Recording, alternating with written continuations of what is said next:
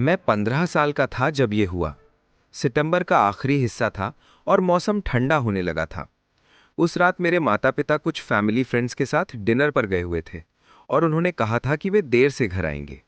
घर में मैं अकेला था, इसलिए मैंने अपने पड़ोसी और सबसे अच्छे दोस्त क्रिस को बुला लिया।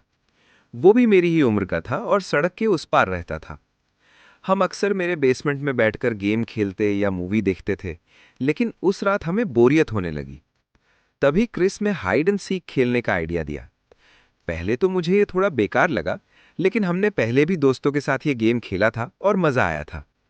हमारा घर छोटा था, लेकिन अंधेरे में छिपने के लिए काफी जगहें थी। हमने ज्यादातर लाइट्स बंद कर दी ताकि माहौल थोड़ा डरावना लगे। सिर्फ किचन की लाइट चालू थी। रूल्स बहुत सिंपल थे। बाहर नहीं जाना, अटारी और क्रॉल स्पेस में नहीं जाना, बेसमेंट, बेडरूम, क्लोजेट और फर्नीचर के नीचे छिपना अलाउड था। क्रिस पहले छिपना चाहता था, इसलिए मैं लिविंग रूम में खड़ा होकर आंखें बंद करके गिनती गिनने लगा। शुरू में मुझे उसके दौड़ने की आवाज सुनाई दी, फिर सब शांत हो गया। जब मैंने गिनती पूरी की तो मैंने कहा कि मैं ढूंढने आ रहा हूं। मैंने सबसे पहले किचन चेक किया, लेकिन वहां छिपने की कोई अच्छी जगह नहीं थी। फिर मैंने बेसमेंट का दरवाजा देखा। उसके बाद हॉलवे में गया, बाथरूम चेक किया, खाली था।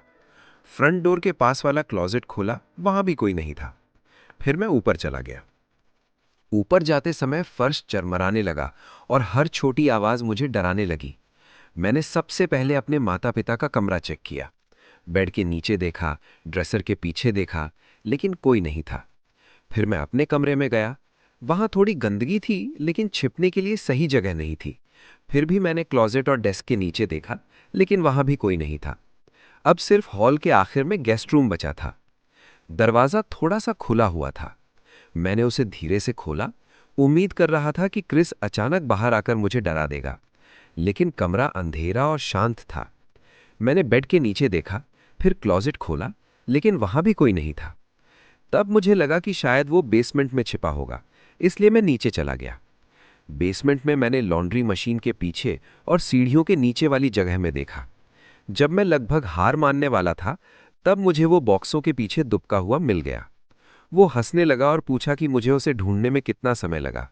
मैंने कहा कि बहुत ज्यादा। फिर हमारी बारी बदल गई। अब क्रिस गिनती गिनने लगा और मैं छिपने चला गया। मैं ऊपर गया और गेस्ट रूम के बेड के नीचे घुस गया। मैंने बेड की चादर नीचे खींच ली ताकि मैं पूरी तरह छिप जाऊं। अंधेरे में लेटे हुए मेरा दिल तेज धड़क रहा था। कुछ देर बाद मुझे उसके ऊपर आने की आवाज सुनाई दी। उसके कदम धीरे धीरे फर्श पर पड़ रहे थे। उसने पहले बाथरूम का दरवाजा खोला, फिर मेरे माता पिता के कमरे में गया। थोड़ी देर बाद उसके कदम उस कमरे की तरफ आए जहां मैं छिपा था। वो बेड के पास आकर रुक गया। मैंने सांस रोक ली। कुछ सेकंड तक उसके जूतों की हल्की आवाज आई, फिर सब शांत हो गया। मुझे लगा कि वो बेड की चादर उठाकर मुझे पकड़ लेगा, लेकिन इसके बजाय वो कमरे से बाहर चला गया। मैं कुछ मिनट और वहीं पड़ा रहा। फिर मैं बाहर निकला और नीचे गया। मैंने सोचा कि वो सोफे पर बैठा होगा, लेकिन वो वहां नहीं था। मैंने आवाज लगाई कि गेम खत्म हो गया। तभी बेसमेंट से उसकी आवाज आई कि वो अभी भी मुझे ढूंढ रहा है। ये सुनकर मेरा पेट जैसे मरोड़ गया। मैंने कहा कि मैं तो किचन में खड़ा हूं। कुछ सेकंड बाद वो सीढ़ियों से ऊपर आया और थोड़ा कंफ्यूज लग रहा था। उसने पूछा कि मैं इतनी जल्दी ऊपर कैसे आ गया। मैंने कहा कि मैं तो पूरे समय गेस्ट रूम के बेड के नीचे था। उसने कहा कि उसने उस कमरे को चेक किया था और उसे लगा था कि अंदर कोई हिल रहा है और सांस ले रहा है।